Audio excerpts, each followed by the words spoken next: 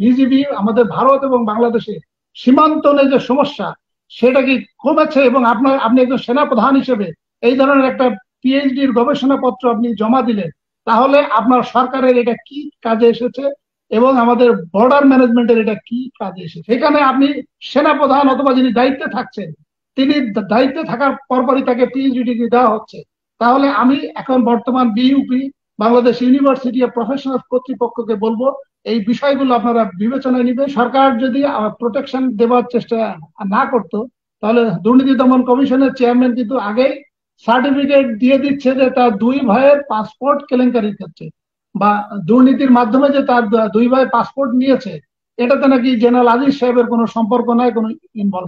বেনজির সাহেব কি এই ধরনের কোনো চ্যালেঞ্জ সৃষ্টি করছে কিনা, অথবা কর্নেল ফারুক খান অথবা শেখ সেলিমের আসলে সে চ্যালেঞ্জ সৃষ্টি করছে কিনা, এটি এটি হয়তো অন্ধর মহলের কথা, এটা আমরা জানি না। হাসিনা আক্তার, আমার খারাপ লাগছে কোনটা কি আপনি জানেন? আমার খারাপ লাগছে আমি একজন প্রাক্তন ঢাকা বিশ্ববিদ্যালয় স্টুডেন্ট, আমি একজন প্রাক্তন ঢাকা বিশ্ববিদ্যালয়ের শিক্ষক হিসেবে আমি এটা তীব্র নিন্দা জানাচ্ছি।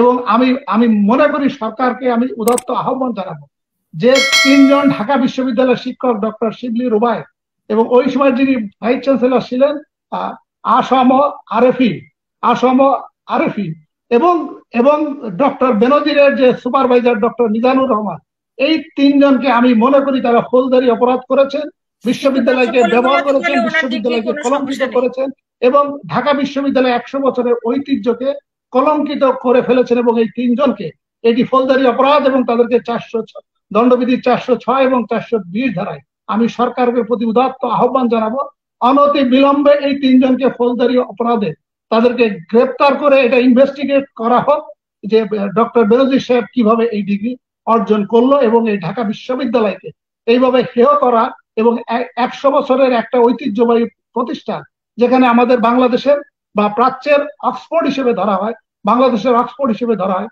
আমি একজন প্রাক্তন শিক্ষার্থী এবং প্রাক্তন ঢাকা বিশ্ববিদ্যালয়ের শিক্ষক হিসেবে আমি এটা তীব্র নিন্দা জানাচ্ছি এবং সরকারকে উদাত্ত আহ্বান জানাচ্ছি আপনারা অবশ্যই এই যে তিনজন শিক্ষক বা এর সাথে যদি আরো কেউ জড়িত থেকে থাকে তাহলে আপনারা অবশ্যই তাদেরকে আইনের আওতায় আনবেন। বললেন যে জেনারেল আজিজ সাহেবের ডিগ্রির ব্যাপারে কোনো সমস্যা নাই, আমার ডক্টর কলিমুল্লাহ সাহেব বলেছেন।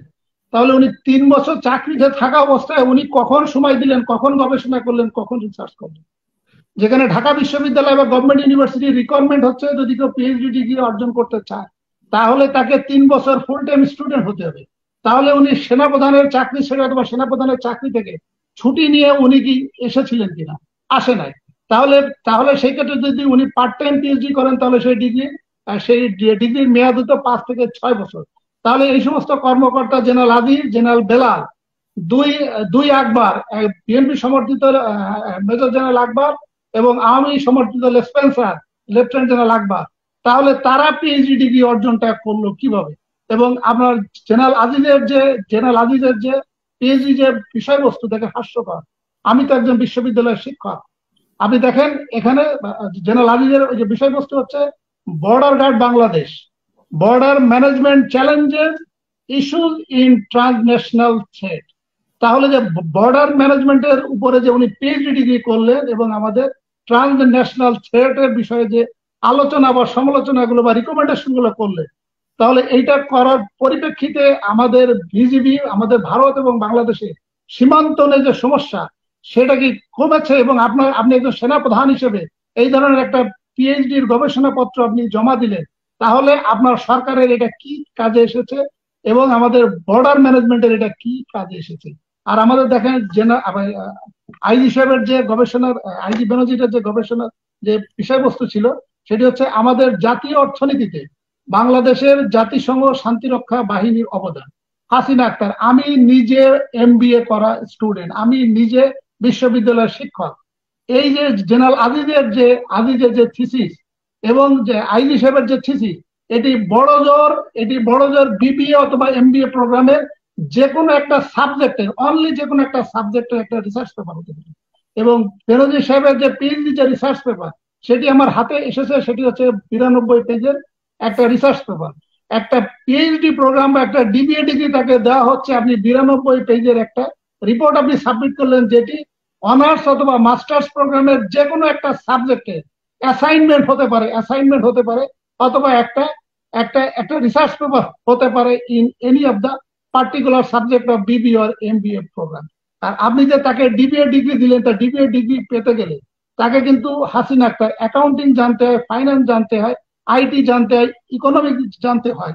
তাহলে আমার বেনজির সাহেব পড়ালেখা করলেন ইংলিশে, উনি ডিগ্রি পাস, উনি চাকরি করলেন পুলিশের 34 বছর।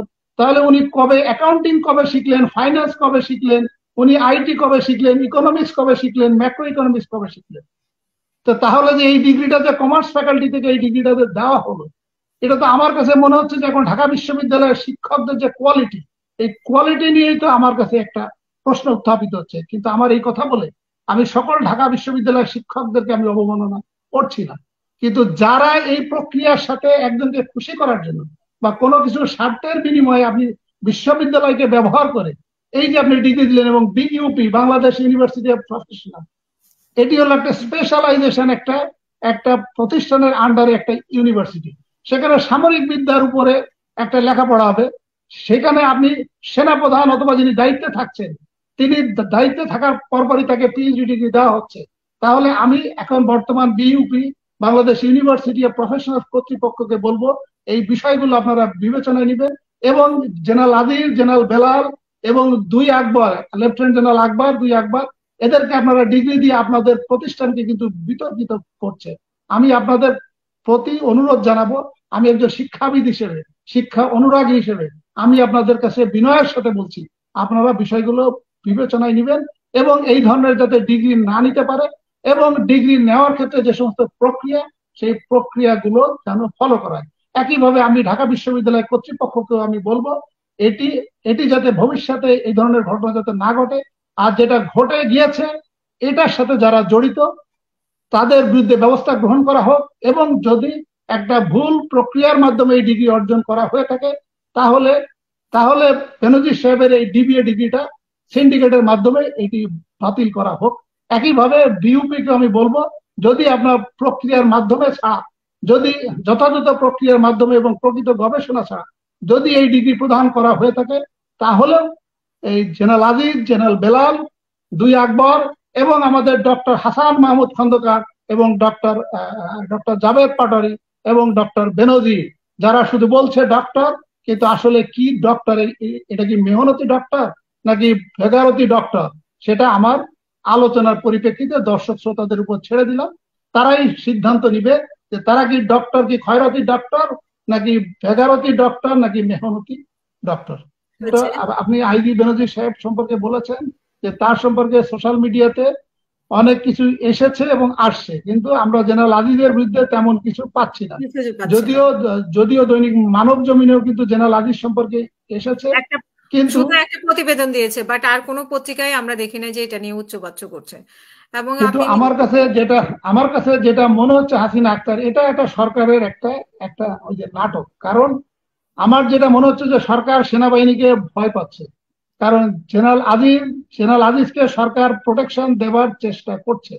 কারণ যদি সরকার যদি প্রোটেকশন দেওয়ার চেষ্টা না করত, তাহলে দুর্নীতি দমন কমিশনের চেয়ারম্যান কিন্তু আগেই সার্টিফিকেট দিয়ে দিচ্ছে যে তার দুই ভাইয়ের পাসপোর্ট কেলেঙ্কারির ক্ষেত্রে বা দুর্নীতির মাধ্যমে যে তার দুই ভাই পাসপোর্ট নিয়েছে, এটাতে নাকি জেনারেল আজিজ সাহেবের কোনো সম্পর্ক নাই, কোনো ইনভলভমেন্ট নাই। তা আমার বক্তব্য হলো, দুর্নীতি দমন কমিশনের চেয়ারম্যান এটি একটা কনস্টিটিউশনাল অ্যাপয়েন্টমেন্ট, যেখানে পত্র পত্রিকা আছে, আপনি ইনভেস্টিগেশন ছাড়াই আপনি আগেই সার্টিফিকেট দিয়ে দিলেন যে এখানে জেনারেল আজিজের কোনো সম্পর্ক নাই বা তার কোনো লায়াবিলিটি নাই। এবং এবং এই সমস্ত দিক দিয়ে আমার কাছে মনে হচ্ছে যে গভর্নমেন্ট হয়তো জেনারেল আজিজকে বাঁচানোর চেষ্টা করছে।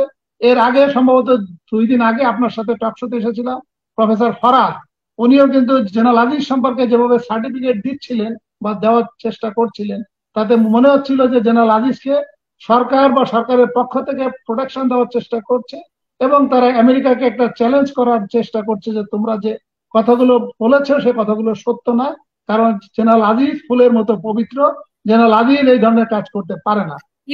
বেনজির সাহেবের ক্ষেত্রে যেটা হয়েছে, এটা আমার কাছে যেটা মনে হয় যে জেনারেল বেনজির সাহেব যেহেতু বাড়ি গোপালগঞ্জ, ওইখানে যেহেতু আসন হলো 3টা, একটা আসন হলো শেখ হাসিনার নিজস্ব আসন, 2টি আসন হচ্ছে কর্নেল ফারুক খান একটা, আরেকটি হচ্ছে শেখ সেলিম।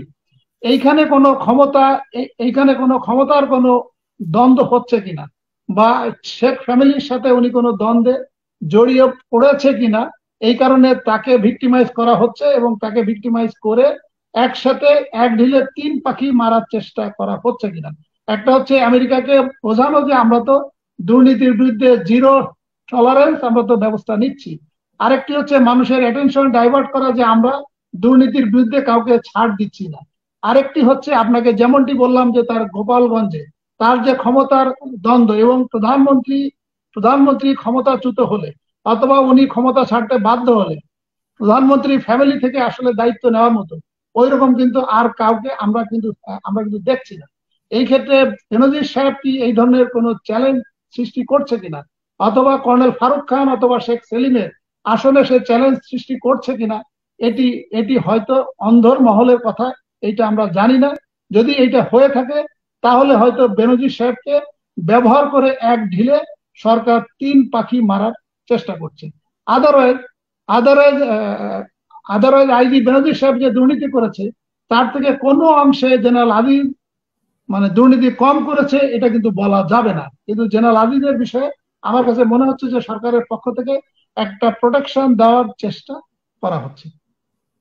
আপনাকে আপনাকে বুঝতে হবে, কোনো স্বৈর শাসক ক্ষমতাচ্যুত হওয়ার যে পদ্ধতিগুলো, একটা হচ্ছে নির্বাচন তো কন্ট্রোলে করে ফেলেছে। সেনা অভ্যুত্থানের বা সেনাবাহিনীর হস্তক্ষেপে ক্ষমতার পরিবর্তন হয় থার্ড ওয়ার্ল্ড কান্ট্রিতে, অগণিত উদাহরণ আছে। এখন তারা, আমি আমি আমি জানি না, হয়তো এমন হতে পারে যে আজিজকে একটা প্রোটেকশন দিয়ে পরবর্তী সেনাবাহিনী বা সেনাপ্রধান বা যে সমস্ত জেনারেল অফিসার কমান্ডিং গণ আছে ওনাদেরকে একটা মেসেজ দেওয়ার চেষ্টা করছে কোনো অসুবিধা নাই, আজিজ এত কিছু করার পরেও আমরা তাকে সার্টিফিকেট দিচ্ছি, তাকে প্রোটেকশন দিয়ে যাচ্ছি। তো আমার ক্ষমতায় থাকার জন্য তোমরা যদি কোনো রিস্ক নাও তাহলে একইভাবে তোমরা প্রোটেকশন পাবা, কোনো সমস্যা নাই। কারণ পুলিশ সারা বিশ্বে পুলিশের মাধ্যমে ক্ষমতার পরিবর্তন হয়েছে এরকম নজির বা ইতিহাস কিন্তু নাই। কারণ পুলিশের সদস্য সংখ্যা যতই হোক না কেন, পুলিশের সদস্য সংখ্যা যদি 2 লাখও হয়, তাহলে যদি সেনাবাহিনী শুধুমাত্র একটা ইনফ্যান্ট্রি ব্যাটালিয়ন এবং একটা আর্মার্ড ব্যাটালিয়ন যদি আসে, তাহলে এই 2 লক্ষ পুলিশ বাহিনী আত্মসমর্পণ করতে মাত্র 24 ঘন্টা সময় নেবে।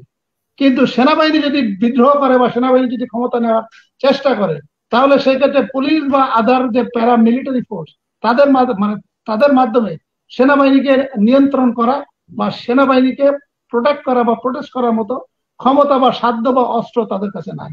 এই কারণে আমার কাছে যেটা মনে হয়, শেখ হাসিনা জেনারেল আজিজকে এই প্রোটেকশন বা শিল্ড দেওয়ার মাধ্যমে পরবর্তী সেনাপ্রধান বা পরবর্তী সেনা কর্মকর্তাগণ যারা সিনিয়র লেভেলে আছে, যারা এই সরকারকে ক্ষমতায় রেখেছে, এবং শেখ হাসিনা ভাবছে যদি একটা অর্থনৈতিক অভ্যুত্থান যদি হয়ে যায় তাহলে তাকে যদি বাঁচায় বা ওই বাঁচাতে পারে সেটা একমাত্র সেনাবাহিনী পারবে। সেনাবাহিনী ছাড়া অন্য কেউ তাকে বাঁচাতে পারবে না। কারণ যদি জনগণ রাস্তায় নেমে আসে, একটা গণবিপ্লব বা গণবিস্ফোরণ হয়, তাহলে সেই ক্ষেত্রে পুলিশের পক্ষে এই জনগণকে ঠেকিয়ে রাখার সাধ্য সামর্থ্য, এটি শুধু বাংলাদেশ না সারা বিশ্বে থার্ড ওয়ার্ল্ড কান্ট্রিতে যে সমস্ত স্বৈর শাসক ক্ষমতাচ্যুত হয়েছে পুলিশের মাধ্যমে, এই ক্ষমতাকে লিঙ্গার করা কোনোভাবেই সম্ভব না। এই কারণে আমার কাছে যেটা মনে হয়, হয়তো জেনারেল আজিজের মাধ্যমে বা জেনারেল আজিজের সাথে আচরণটা করে তার যারা পরবর্তী রানিং সেনাবাহিনী আছে তাদেরকে একটা মেসেজ দাও, কোনো অসুবিধা নাই, আজিজ যে কাজ করেছে তোমরাও একই কাজ করো। এই যে আমাদের যে জেনারেল শফিউদ্দিন যে কাজটা করলেন, আপনি দেখেন জেনারেল শফিউদ্দিন ওই যে রিটায়ার করুন, আপনি দেখবেন যে জেনারেল আজিজের মতো জেনারেল শফিউদ্দিনের মতো কত দুর্নীতির খবরাখবর চলে আসে।